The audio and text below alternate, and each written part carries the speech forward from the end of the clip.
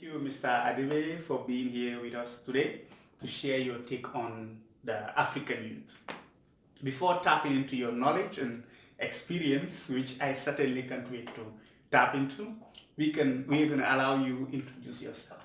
My name is Adebi Abdul Adeboyega, otherwise known as Ghana, and I'm a doctoral candidate in the Department of Community Sustainability and Environmental Science Policy here at Michigan State University. In the same university, I'm concurrently enrolled in three different doctoral specialization and certification programs. This include international development, ecological food and farming systems, and gender justice and the environment. And prior to this moment, my education in five different disciplines. This include having degrees in agricultural and mechanical engineering, and I did three master's program, including in history and strategic studies, and I also did a master's program here in the United States in sustainable agriculture, and finally here in the United States as well, I did another master's program in community and regional planning. So, yeah, that's who I am. That is really great. That's really great. Yeah, I did look into your profile and I saw a lot of amazing stuff. Some of which you have mentioned. I saw a lot of leadership roles to you have taken, and the work that you have done so far on the ground, in Africa and the research, which is really amazing. So, on the topic of discussion today, who is the African youth? Well, I think that's a very interesting and timely question, because in virtually most of the highly regarded conferences in the world today, one of the issues that keeps coming up is about African youth, because we have what they call the youth bulk, one of the highest populations of youth in the world. And unfortunately, majority of these youth are not in leadership position, So many people are worried in terms of when is Africa going to transition to youth taking over the leadership of the country, which is an interesting question. Because we can look at it from different perspectives. Is it about when they are going to transition, or the value construction of those who are transitioning into leadership? Anyway, back to your question about who is African youth. We can look at this question from many perspectives. One perspective is to put an age limit, a range into who qualifies into a youth. I mean, there are many considerations depending on who you are talking to. International agency, they use the lens of international communities, international, nations of the different nations of the world to define the age who is an African youth. Some of them will say, somebody that is between the age of 35, somebody will say people that fall under the age of, 18 to 30, 18 to 35, and in African context, somebody who is of the age of 60 can also claim to be a youth, depending on political conveniences, So we have difficulty defining who is an African youth. And so people, they look at it from this. Who can come to be an African youth? An African youth living in Africa, or African youth who are living in the diaspora. Do they qualify to be called African youth? That's another level of analysis. This really comes off in most conversation engaging as an African youth, or those folks who parents gave back to them abroad, who have not even visited Africa. Mm-hmm. But by virtue of circumstances, they try to associate with Africa as a form of identity, as a form of comforter. Are they going to be considered African youth? That is another level of analysis. So it's not just about the age. To me, it's also about thinking Africa. It's about living Africa. It's about commitment to Africa. So from my own perspective, when I tend to defend who's an African youth, I go beyond this delineation that is based on that is based on age. I look into other things that, okay, the age is an important factor, but it doesn't just tell anything. If you call yourself an African youth and you're not committed to Africa, to the development of the continent, to making it one of the best in the world, then there is hypothetically something wrong without severely limited delineation that is based on age as a factor. So I look at it beyond those. Yeah. Thank you for that beautiful response. So, based on who you define as an African youth, how are they presently participating on the continent? Well, I think that's a very intelligent question. Thank you for that question. The first thing we need to talk about is what do we mean by participation? Participation in what? Is it participation in political legalism? Is it participation in leadership? Is it participation in entrepreneurial activities? I mean, the first thing we need to define is what do we mean by participation? I give you a very good example. In politics, where a lot of this conversation about African youth actually revolves around. Many people question that African youth are not involved in politics, and I beg to disagree. They are involved in the political processes in Africa. But the question is, what are they doing in the political processes? Many times where I come from, youths, when they are involved actively in political processes, they are not always on the ballot, voting for themselves. But they are a part of the process of getting somebody elected. And in doing this, they are part of the process as voters who come to exercise their democratic right of getting to elect someone. And here there's also a spectrum. Some combine voting with political legalism in the hope that when they fight with their blood, with their energy for someone to get into office, it's a way of also negotiating something for themselves. To some people, that's an entry point into the political landscape in Africa, into the leadership system in Africa. They don't just vote, they are actively involved. So that's the level of involvement. So we need to, some people even get to the extent of using their money to finance people into political offices in Africa. Young guys who are successful entrepreneurs, in the hope that when those guys get into offices, they can make their own money through contract. And as you know, even in the developed world, money bags, they sponsor politicians into offices. And the other way, they get things in return. Of course, there are issues in terms of the moral problematic associated with all of this level of participation. So the first thing we need to delineate is about participation in what? If it is in politics, at what levels of engagement in politics are we talking about? Are we talking about having their names on the ballot? Not just having their name on the ballot, because that's another level of participation. Having their names on the ballot and having them lead as leaders in their various constituencies. That's another level of participation. It's a spectrum.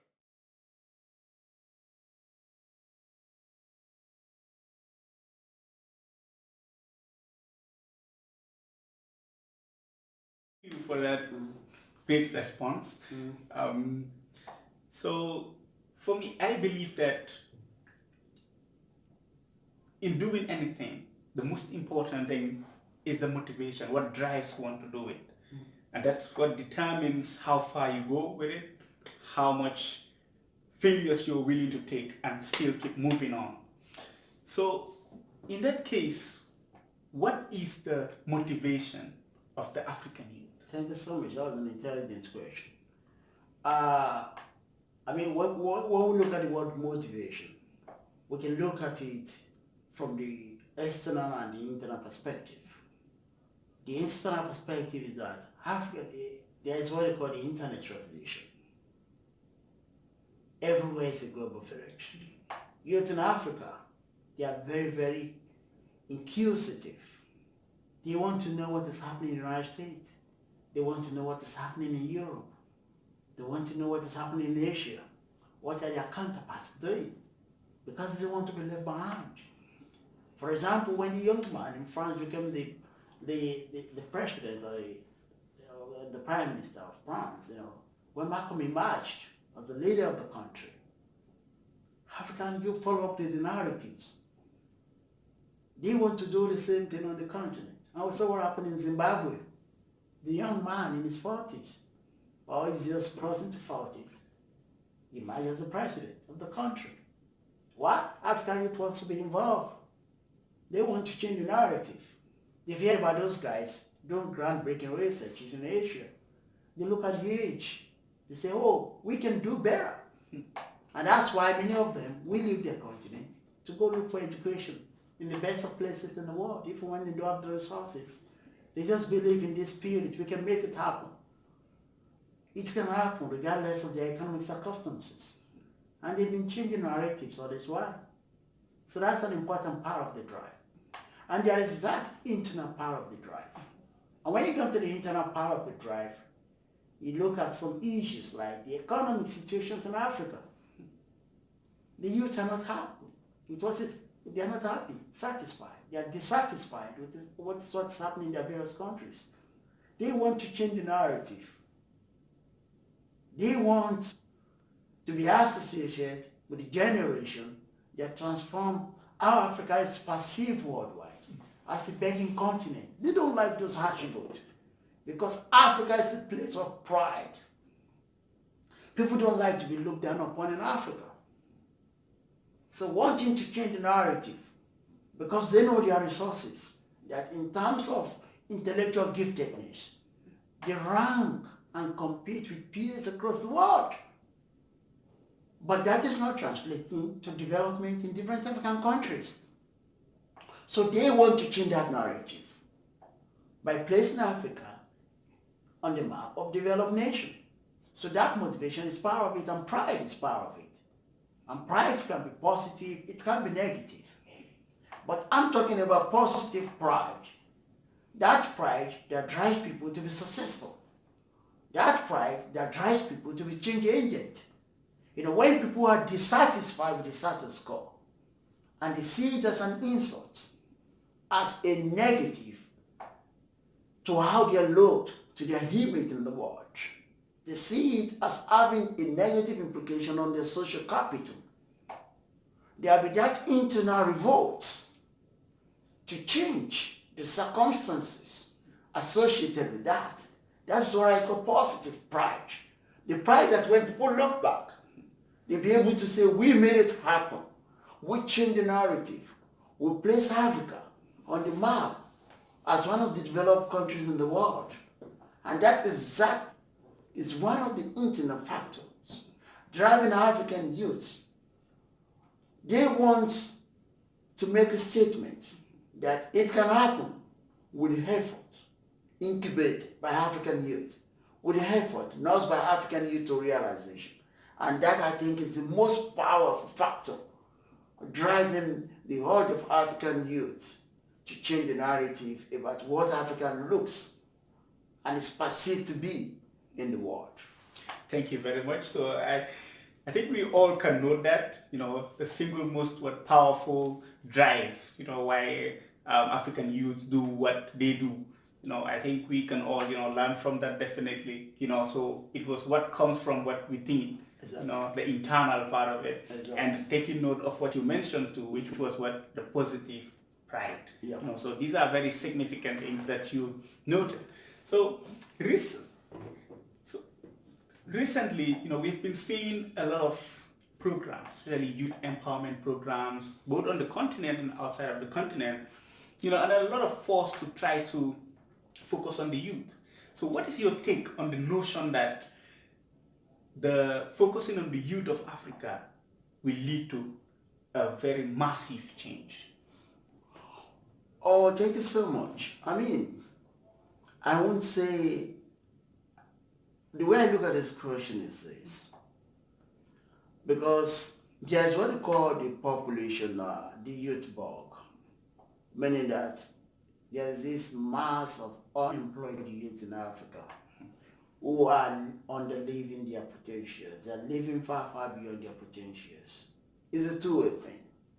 If those youth are the leaders, they will take over from the current leaders in Africa. They're the future of Africa.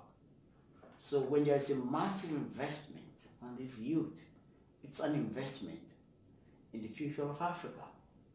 So it's making the right investment decision. However, my problem with this kind of investment is that this investment, they are still based on this aid mentality. They need help.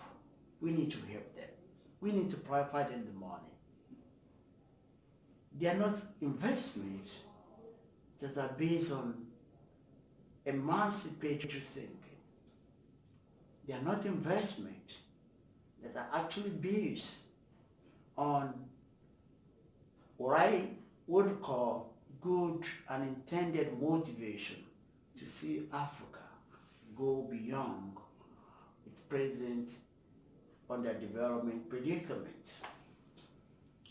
And yeah, we need to ask, are they investment in the schools in Africa? Are they investing in the schools in Africa? When you give someone a fish, he eats just a single meal. When you teach him how to fish, he eats all his life. Teaching somebody how to fish, in this context of our conversation, is investing in the education in Africa. And what do I mean by investing in education in Africa? I'm not talking about pulling that one guy out of one village, giving him scholarship to come to educate him in the US. I'm talking about putting money into those schools in Africa, the schools in the rural areas, in the urban centers, making the schools to be well equipped with the best of teachers,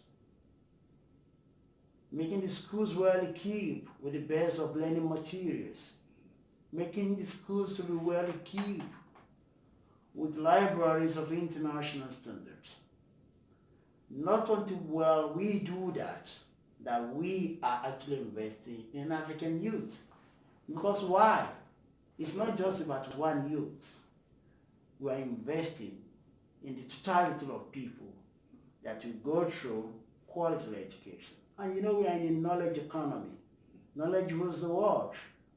So if there is an investment that will change the narrative of African youth, and peradventure, the narrative of Africa, it will be an investment in African education. But you know,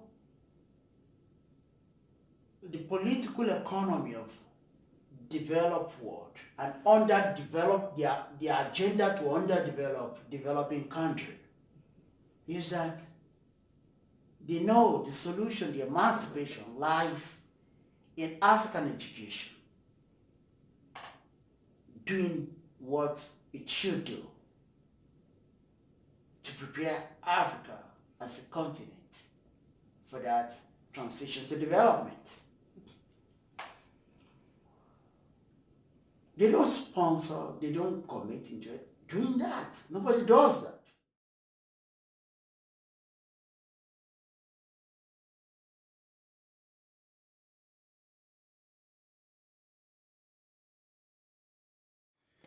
Thank you very much for that. And I totally agree that, the single biggest solution to the problems in Africa lies in the education, the educational system. So if we want to see the massive transformation that we want to see, then there must be a focus on education. And if we are focusing on the youth, then it means the education of the youth. So you did touch on how the youth are involved in Africa, both in the business sector and in politics. So is there a most efficient way the youth can involve presently on the continent of Africa? And who should or who can ensure that this happens? Thank you so much. With the first question, there are efficient way. And to me, that efficient way is to think globally. To think about the spirit. We're talking about thinking globally, and then the spirit of that thinking is also important. There's a difference between I can do this. There's a difference between I want to do this. Those are things you're dreaming about. And many times when people dream about things, they don't have the energy, the resilience, the motivation to take it to the next level. But when somebody comes with this categorical statement, I want to do this, I will do this, I must do this. That is the spirit. That is what they need to imbibe to be able to be efficient in what they are doing. We will take over the leadership of Africa, not just take over the leadership of Africa, and make Africa the best continent in the world. I will be the president of the Federal Republic of Nigeria and make sure that Nigeria has the best education in the world. That's a different level of doing. It's different from I can do, I will, I think I can. But when it comes to level I will, it's a stronger statement of commitment, of motivation, of dedication, of living the talk. And then the next level that Shigazi is about not just doing something. It's about making a global statement. Because development is not just about what your country can do. Because apparently you're competing with all other countries in the world. It's about, I want to change that technology and make it to be the best in the world. And when you think about the initiator of this idea, they look towards Africa, a country in Africa.